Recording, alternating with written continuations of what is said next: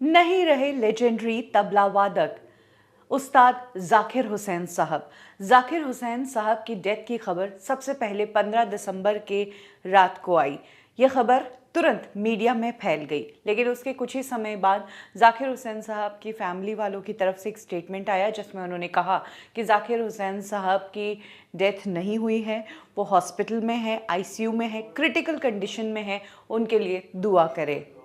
उसके बाद 16 दिसंबर की अर्ली मॉर्निंग को जाकिर हुसैन साहब की फैमिली ने ही ये बात कंफर्म की कि जाकिर हुसैन साहब चल बसे हैं अपने पीछे, वो म्यूज़िक की एक लेगेसी छोड़कर गए हैं।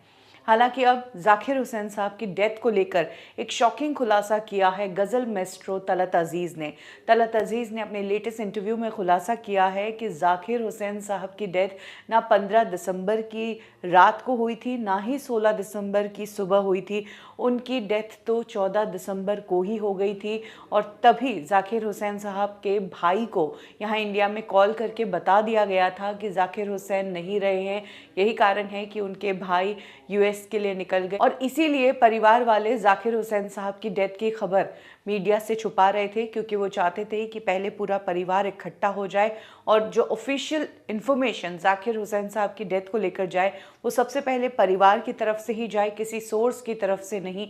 यही कारण है कि जब तक पूरा परिवार इकट्ठा नहीं हुआ तब तक इस इन्फॉर्मेशन को बाहर नहीं आने दिया। इन्फॉर्मेशन आई तो भी उसे गलत ठहराया गया और फाइनली परिवार ने ही एक ऑफिशियल स्टेटमेंट दिया जिसमें उन्होंने बताया कि जाकिर हुसैन साहब नहीं रहे।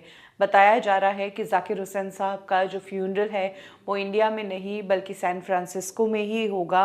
वो पिछले कुछ समय से वहीं पर थे। 15 दिन पहले ही उनकी तबीयत बिगड़ी, जिसके बाद उन्हें हॉस्पिटल में एडमिट करवाया गया। धीरे धीरे उनकी कंडीशन बहुत ज़्यादा क्रिटिकल हुई और 2 दिन पहले उन्होंने आखिरी सांस लिया। आपको बता दें कि इंडियन गवर्नमेंट ने जाकिर हुसैन साहब को पद्मश्री, पद्म भूषण और पद्म विभूषण से सम्मानित किया हुआ है। अगर भारत में उनका फ्यूनरल होता तो राजकीय सम्मान के साथ उन्हें सुपुर्द-ए-खाक किया जाता।